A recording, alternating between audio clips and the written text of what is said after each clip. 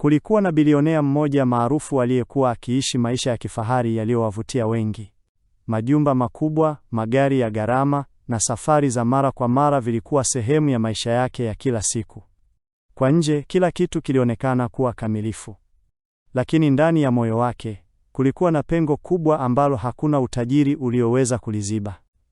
Alikuwa amekutana na wanawake wengi katika maisha yake, lakini kadri siku zilivyopita, alianza kugundua jambo moja lililomuumiza sana: wengi wao hawakumpenda yeye, bali walipenda mali zake. Tabasamu zao zilionekana za bandia, maneno yao matamu yalikuwa na lengo la kujinufaisha. Kila alipojaribu kujenga uhusiano wa kweli, aliishia kuhisi kama ananunua mapenzi badala ya kuyapata kwa dhati. Usiku mmoja, akiwa peke yake katika jumba lake kubwa lililong'aa kwa taa za kifahari, alikaa kimya akitafakari maisha yake. Aliuliza nafsi yake swali ambalo halikuwahi kumpa amani.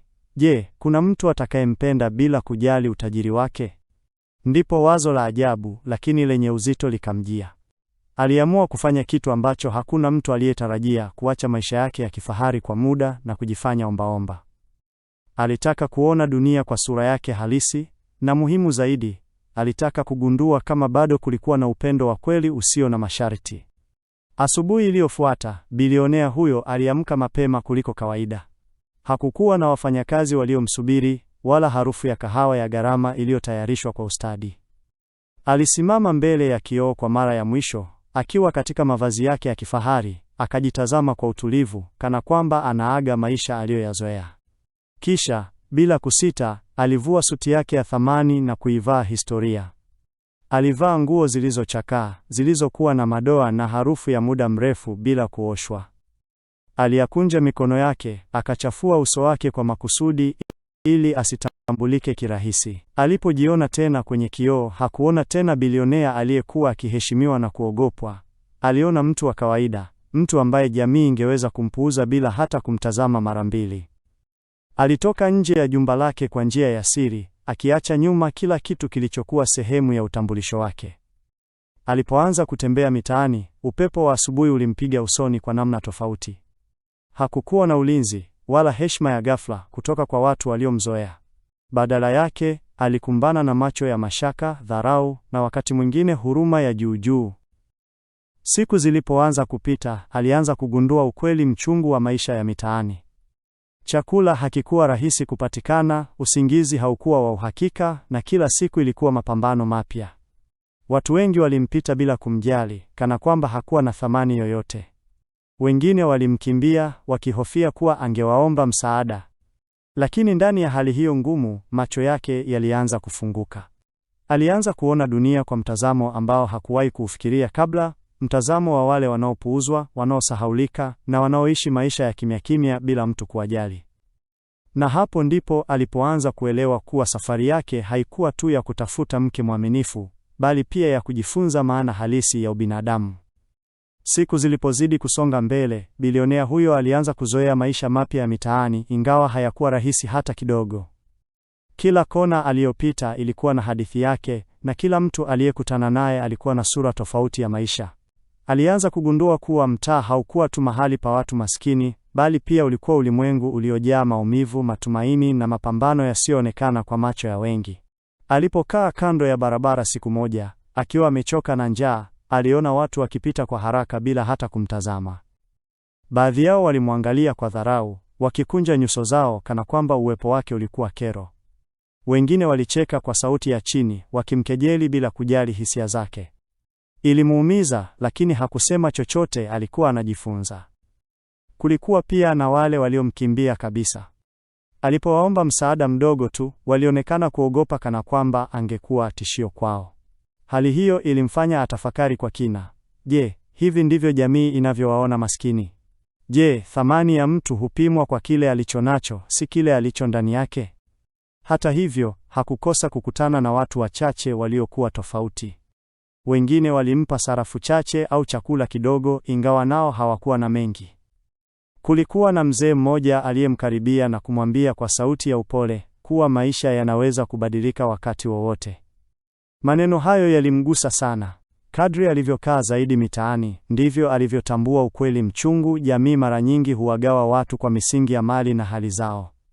Na katika mgawanyiko huo, wale walio chini husahaulika haraka sana. Hapo ndipo alipoanza kuelewa kuwa safari yake ilikuwa ikimfundisha zaidi ya alivyotarajia.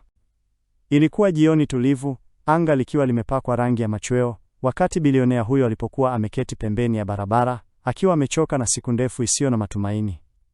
Tumbo lake lilikuwa tupu, na macho yake yalionyesha uchovu wa maisha aliyokuwa akijifunza kuyaishi kwa mara ya kwanza. Ndipo alipomuona msichana mmoja akija taratibu, akiwa amebeba mfuko mdogo mkononi. Hakuwa na mavazi ya kifahari, lakini usafi na unyenyekevu wake vilionekana wazi. Alipofika karibu, alisimama na kumtazama kwa muda mfupi, si kwa dharau kama wengine, bali kwa huruma ya kweli. Bila kusema mengi, aliketi karibu naye na kufungua mfuko wake. Alitoa kipande cha mkate na chupa ndogo ya maji, kisha akamkabidhi kwa upole. Bilionea alishangaa. Hakuzoea kuona mtu akitoa kile kidogo alichonacho bila matarajio ya kurudishiwa. "Chukua, utakusaidia kidogo," msichana alisema kwa sauti ya utulivu. Alipokea chakula hicho kwa mikono iliyotetemeka kidogo, si kwa sababu ya njaa tu, bali pia kwa mshangao. Alimwangalia msichana huyo kwa makini, akijaribu kuelewa kilichomsukuma kufanya kitendo hicho. Hakukuwa na kamera, wala watu wa kumshuhudia. Ilikuwa ni huruma ya dhati. Walibadilishana maneno machache. Msichana alimweleza kuwa maisha yake pia hayakuwa rahisi, lakini aliamini kuwa kusaidiana ni muhimu. Kauli yake ilimgusa sana bilionea huyo. Kwa mara ya kwanza tangu aanze safari yake, alihisi kitu tofauti ndani ya moyo wake: tumaini. Alianza kuona uwezekano wa kile alichokuwa akikitafuta. Na bila yeye kujua, kukutana na msichana huyo kulikuwa mwanzo wa mabadiliko makubwa katika maisha yake. Baada ya tukio la jioni ile, siku zilizofuata zilianza kubeba maana mpya kwa bilionea huyo. Hakukuwa tena na upweke ule mzito aliouzoea tangu aingie mitaani. Kila alipofika sehemu ile ile kando ya barabara, moyo wake ulianza kutarajia kumwona yule msichana wa kipekee. Na kweli, hakuchukua muda mrefu kabla hawajaanza kukutana mara kwa mara. Msichana huyo alikuwa akipita kila siku baada ya shughuli zake, na bila kushindwa alikuwa akisimama kumsalimia. Wakati mwingine alimletea chakula kidogo, wakati mwingine walikaa tu wakizungumza kwa dakika chache kabla hajaendelea na safari yake. Polepole, ukimya kati yao ulianza kuvunjika na kuwa mazungumzo ya kawaida. Bilionea alijikuta akifurahia kila neno alilolisikia kutoka kwake. Msichana huyo alisimulia maisha yake kwa unyenyekevu. Alikuwa akifanya kazi ndogondogo ili kujikimu, akijitahidi kila siku bila kulalamika. Hakukuwa na malalamiko makubwa wala lawama dhidi ya dunia. Badala yake, alizungumza kwa matumaini na imani kuwa kesho inaweza kuwa bora zaidi. Hilo ndilo lilomvutia zaidi bilionea huyo. Aliona ndani yake kitu ambacho hakuwahi kukiona kwa wanawake aliowahi kukutana nao hapo awali: moyo wa dhati usio na tamaa. Tabasamu lake halikuwa la kujifanya, na maneno yake hayakuwa na hila yoyote. Kadri alivyozidi kuzoeana, bilionea alihisi ukuta alioujenga moyoni mwake ukianza kuvunjika. Alijikuta akitamani kuendelea kuwa karibu naye, si kwa sababu ya mpango wake tu, bali kwa sababu ya hisia halisi zilizokuwa zikianza kukua ndani yake. Bila yeye kutambua kikamilifu, urafiki huo mdogo uliokuwa unaanza kuchipua ulikuwa na nguvu ya kubadilisha maisha yake milele. Kadri siku zilivyopita, hisia za bilionea huyo zilianza kuchanganyika kati ya matumaini na mashaka. Ingawa moyo wake ulimwamini msichana yule, sehemu nyingine ya nafsi yake ilihitaji uthibitisho zaidi. Alikuwa ameumizwa mara nyingi hapo nyuma na hakutaka kufanya kosa tena. Ndipo akafanya uamuzi mgumu: kumjaribu. Siku moja alipomwona msichana huyo akifika kama kawaida, hakumsalimia kwa tabasamu lile la kawaida. Badala yake, alionekana mwenye huzuni na dhaifu zaidi kuliko siku zote. Alikaa kimya kwa muda, kisha akamwambia kwa sauti ya chini kuwa hali yake ilikuwa mbaya zaidi. Alidai kuwa hakuwa amekula kwa siku 2, na hata alipata tatizo lililohitaji msaada wa haraka, alimuomba msaada mkubwa zaidi kuliko kawaida. Msichana alishtuka. Hakuwa na uwezo mkubwa, na hata kile kidogo alichokuwa nacho kilitokana na juhudi za kila siku. Alikaa kimya kwa muda, akionekana kupambana na mawazo ndani yake. Ilikuwa wazi kuwa ombi lile lilikuwa zito kwake. Lakini baada ya muda mfupi, alitoa uamuzi wake. Bila kusita sana, aliamua kumsaidia kadri alivyoweza. Alimpa pesa chache alizokuwa ameziweka kwa matumizi yake binafsi, hata akajinyima baadhi ya mahitaji yake ili kumsaidia. Hakufanya hivyo kwa shingo upande, bali kwa moyo wa huruma na uaminifu. Bilionea alitazama kila kitu kwa makini. Aliona jinsi alivyokuwa akijitoa bila kujali hasara yake mwenyewe. Hali hiyo ilimgusa sana, lakini bado alijizuia kuonyesha hisia zake. Siku zilipoendelea, hali yake ilizidi kuwa ngumu, lakini bado hakubadilika. Aliendelea kuja pale pale kila jioni, mara nyingine akiwa hana chochote mkononi, lakini akileta kitu cha thamani zaidi, uwepo wake. Kulikuwa na siku moja ya mvua kubwa iliyonyesha bila kukoma. Barabara zilijaa matope na watu wengi walikimbilia kujificha ndani ya nyumba zao. Bilionea alikuwa amejifunika kwa shida chini ya kivuli kidogo, akitetemeka kwa baridi.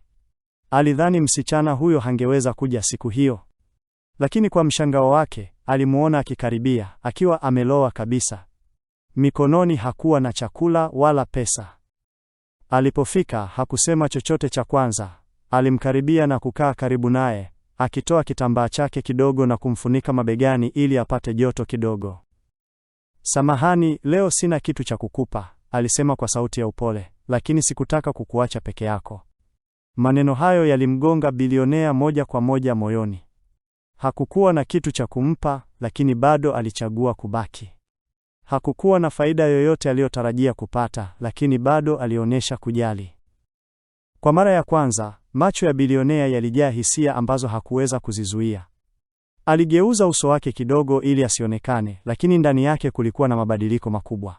Aligundua kuwa kile alichokuwa akikiona si huruma ya juu, bali ni upendo wa kweli, ule usiohitaji sababu wala malipo. Ndani ya moyo wake, alijua wazi, huyu ndiye aliyekuwa akimtafuta. Kadri uhusiano kati ya bilionea huyo na msichana wa kipekee ulivyozidi kukua, mazingira ya mtaa huo yalianza kubadilika kwa namna isiyotarajiwa.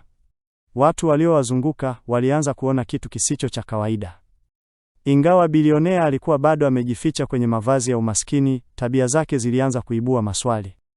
Hakufanana na ombaomba wa kawaida. Alizungumza kwa heshima, alitafakari kabla ya kusema, na mara nyingine alionyesha uelewa wa mambo ambayo watu wa kawaida hawakutarajia kutoka kwake. Hata msichana aliyekuwa karibu naye alianza kuhisi kuna kitu tofauti, ingawa hakuweza kukiweka wazi. Wakati huo huo, kulikuwa na mtu mmoja mtaani mwenye tabia ya kupenda kuchunguza watu aliyekuwa akiwatazama kwa makini. Aligundua jinsi msichana huyo alivyojitahidi kumsaidia yule maskini kila mara, na jinsi yule mtu maskini alivyoonekana kuwa na heshima isiyo ya kawaida. Mashaka yakaanza kumuingia. Siku moja, tukio dogo lakini la muhimu lilitokea. Kulikuwepo na gari la kifahari lililopita kwa kasi karibu na eneo lao. Bila kutarajia, bilionea huyo aligeuka kulitazama kwa muda mrefu zaidi kuliko inavyotarajiwa kwa ombaomba wa kawaida. Macho yake yalifuata gari hilo kwa utulivu na uelewa, kana kwamba alilitambua. Hapo ndipo mtu yule mwenye mashaka alipoanza kuunganisha vipande vya taarifa. Kwa nini mtu wa mitaani atazame gari la kifahari hivyo? Alijiuliza kimoyomoyo. Wakati huo huo, msichana yule alianza pia kuhisi mvutano usioeleweka. Kulikuwa na siku ambazo mpenzi wake wa urafiki alikuwa kimya kupita kawaida, kana kwamba alikuwa na siri nzito ndani yake. Hata hivyo, hakumuuliza moja kwa moja. Lakini bila wao kujua, minong'ono ilikuwa inaanza kuzunguka. Na ukweli, ambao ulikuwa umefichwa kwa muda mrefu, ulikuwa unakaribia kuchomoza kama jua linalopambana na mawingu mazito. Siku hiyo ilianza kama kawaida, lakini hewa ilionekana kuwa nzito zaidi kuliko siku nyingine. Kulikuwa na ukimya usio wa kawaida kati ya bilionea huyo na msichana wa kipekee. Macho yake yalionyesha kuwa muda wa ukweli ulikuwa umefika. Walikaa mahali pao pa kawaida kando ya barabara, lakini safari hii hakukuwa na tabasamu za kawaida wala mazungumzo marefu. Bilionea alimtazama kwa muda mrefu, kana kwamba alikuwa akikusanya ujasiri wa mwisho kabla ya kuvunja ukimya uliodumu kwa muda mrefu. Kwa sauti ya utulivu lakini yenye uzito mkubwa, alizungumza. "Kuna kitu nimekuwa nikikuficha kwa muda mrefu," alisema taratibu. Msichana alimtazama kwa mshangao, macho yake yakianza kujaa wasiwasi. Hakuelewa kile kilichokuwa kinakuja. Kisha bilionea alisimama polepole, akavuta pumzi ndefu, na kuanza kujitambulisha kwa ukweli wake wa kweli. Alieleza kuwa hakuwa ombaomba wa kawaida kama alivyodhani. Alikuwa mtu tajiri sana, bilionea ambaye alikuwa amechagua kujificha ili kutafuta ukweli wa moyo wa mwanadamu. Maneno yake yalipenya kama mshale moyoni mwa msichana huyo. Kwa sekunde kadhaa, kimya kilitawala. Msichana alibaki ameduaa, akijaribu kuelewa alichokuwa amesikia. Uso wake ulibadilika kutoka mshangao hadi maumivu ya ndani. Hakujua kama alipaswa kulia, kukasirika au kuondoka. Kwa hiyo yote haya yalikuwa jaribio? Aliuliza kwa sauti iliyovunjika kidogo. Bilionea alitikisa kichwa polepole, macho yake yakiwa na mchanganyiko wa huzuni na ukweli. Msichana alihisi kitu ndani yake kikivunjika. Alijiona kama amedanganywa, ingawa moyoni mwake hakukuwa na chuki kamili. Alisimama kimya, akitazama chini kwa muda mrefu. Dunia aliyokuwa akiijua ilionekana kubadilika ghafla. Na hata kama ukweli ulikuwa umefichuka, maumivu yake yalikuwa ya kweli, kama mapenzi aliyokuwa ameyatoa bila masharti. Baada ya ukimya mzito uliotawala kati yao, bilionea huyo alisogea hatua moja mbele kwa utulivu. Macho yake yalikuwa ya kweli, yasiyo na hila tena kama alivyokuwa akijificha. Alimtazama msichana yule kwa hisia za kina ambazo hakuwa amezelezea kwa muda mrefu. "Najua umeumia," alisema kwa sauti ya upole. "Na najua pia umehisi kama nimekudanganya. Lakini ukweli ni kwamba sikutafuta kucheza na moyo wako. Nilitafuta kitu cha thamani zaidi kuliko pesa zangu, upendo wa kweli." Msichana alinyamaza, macho yake yakiwa bado na chembe za maumivu, lakini pia yakianza kuonyesha shaka na udadisi. Bilionea aliendelea, akimwambia kuwa katika kipindi chote cha kujificha kwake, yeye ndiye aliyekuwa amemfundisha maana halisi ya maisha. Huruma yake, uaminifu wake na moyo wake wa kujitoa bila masharti vilikuwa vitu ambavyo hakuwahi kuviona kabla. Polepole, macho ya msichana yalianza kubadilika. Hasira yake ilianza kupungua, ikibaki nafasi ya kuelewa. Baada ya muda, bilionea alichukua uamuzi mkubwa. Hakutaka tu kurekebisha kosa, bali kutengeneza maisha mapya. Alimpa msichana nafasi ya kuacha maisha ya shida na kuingia katika ulimwengu mpya, si kwa sababu ya pesa tu, bali kwa sababu alimchagua yeye kwa moyo wake wote. Msichana alisita mwanzoni, lakini moyo wake uliokuwa umeunganishwa naye kwa muda mrefu ulianza kumshawishi. Hatimaye alikubali, si kama mtu aliyeshindwa, bali kama mtu aliyepata ukweli wa upendo. Siku zilivyoendelea, uhusiano wao ulijengeka upya kwa msingi wa uaminifu na ukweli. Na kwa mara ya kwanza, bilionea huyo hakuhisi tena upweke. Walijenga maisha mapya pamoja, maisha yaliyojaa upendo wa kweli, heshima na amani, na hivyo kuandika mwisho wa hadithi yao kwa maajabu ya furaha ya kudumu.